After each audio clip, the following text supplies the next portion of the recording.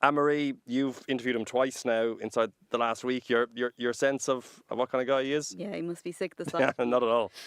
No, he's pretty cool, I have to say. When a new Ireland manager turns up to his first press conference in a pair of shades and Adidas Originals, he's got my seal of approval. But yeah, look, he's very honest. He admitted he doesn't know a lot about the players. He admitted he still has to finalise his backroom staff. He's lots of work to do, and I think he knows that. Hopefully he found his way to Waterford, because he didn't seem to know exactly where he was going. But I think he realises it's going to be very important for him and very helpful if he can get John O'Shea on board, somebody who has that link already with the players, who's obviously been interim manager for 4 games now, from March till the June window. I think he's going to be crucial for Heimir if he can get John on board. And as I say, just be that link.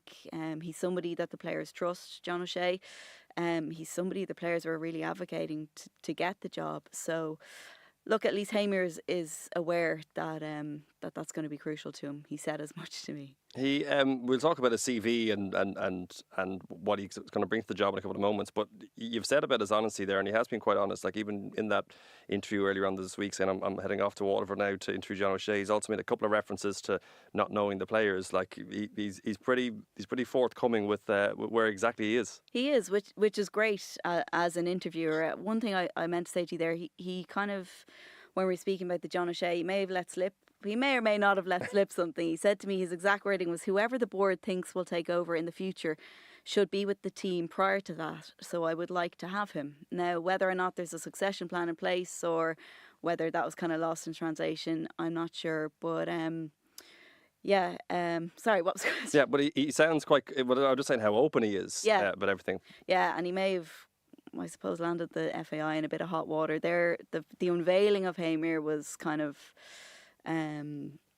that the FAI made speeches before, the chief executive and Mark Canham, the director of football, whose job it was to secure the new manager, made statements, very much giving the impression that this had been a long campaign of trying to get their number one target. Heimir was always their number one target. They were always in control of the process, and it's a process that has been ongoing for a number of months now. 8 months it was since Stephen Kenny resigned, but Heimir kind of threw a bit of doubt in a lot of that. In plenty of his first interviews, he said it was all very rushed. He hadn't got much time to talk to them about backroom staff and things like that. So we're not really sure. Which is completely at odds, yeah. It is completely at odds. We're not really sure, where the truth lies. But I did ask him about that for his press conference.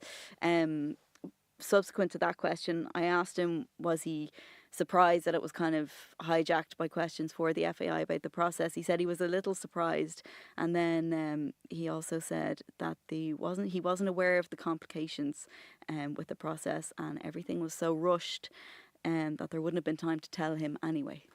Tommy, it obviously was a shock appointment when we all heard it last week. I think some people, maybe some Ireland fans, were Googling who this guy was.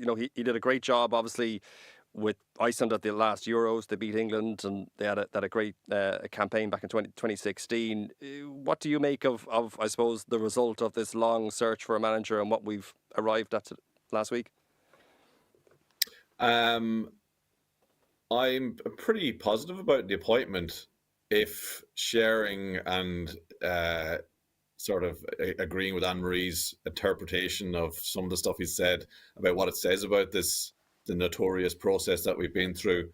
Like, as Anne-Marie says, the fact that it sounds like a scene from House of the Dragon. He has to ride down to Waterford to meet John O'Shea to get him to bow the knee and join him in his battle.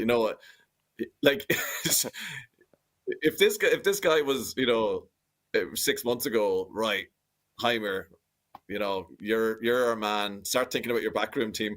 How come he's telling Anne-Marie yesterday that he's still, sort of trying to put together, and actually the John O'Shea one is unbelievable, because when Mark Canham did the interview admitting back in April that we didn't have anybody for the job for the June friendlies, he said, hopefully John O'Shea will do it. And then now we're here in July, we're still saying, and then once again we're saying, hopefully John O'Shea will do the number 2 job. Like, I don't know, is it silly bugger stuff, as in it's John O'Shea is always going to be doing it and we're the smoke and mirrors? Or anyway, it just adds to the whole sense of, I totally agree with Anne-Marie's sense that, like, I wouldn't be too sure about the whole idea that, oh yeah, fine, yep, it was a good process. We got there, got our man. Like, I'm not saying he wasn't a name on a list somewhere back in January, February. If we can't get Lee, and if we can't get Willie Samuel, if we can't get this guy, he wasn't. I'm not saying he wasn't on that list, but to say he was sort of target number one is probably unlikely. But having said that, yes, it's a bit of a reality check as to where we are in the national or in the global football standing. And I think people who are kind of going like, "Who the hell is this guy?" We should be doing better than this. Want to wake up and just understand where Ireland are. Right, we can't afford to go and get the Trapattoni's to do it that sort of way.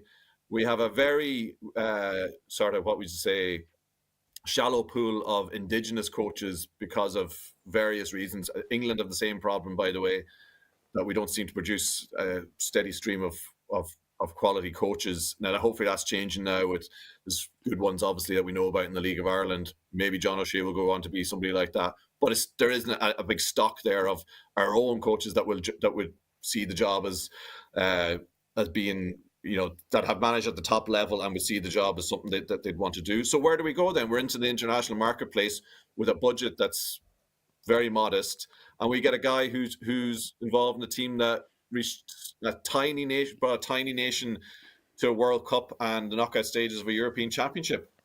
Not saying he's a world-beating manager that's going to, do amazing things with us, but he's certainly well qualified. He's come across pretty well, as Anne-Marie says, open, honest, a bit of honesty in Irish football, and a bit of straight talk, and that'll people will like that. People will respond to that if he is that kind of person.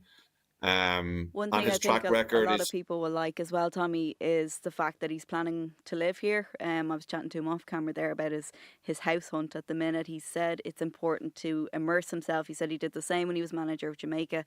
It's important to immerse yourself in the culture and the day-to-day life of the country you're managing. I know that's certainly, judging by social media, that seems to have struck a chord with a lot of Ireland fans. They're happy to hear that he's going to be here. We've already seen him at a couple of League of Ireland clubs. He was at the Shells Europa Conference League last week. He was at Bows and Sligo on Friday night as well. So he certainly seems like, he's willing to get stuck in, and we've already heard of his plans as well for the League of Ireland. That seems to be something he's keen to get involved in, helping the league and bringing players through to the national team when he can.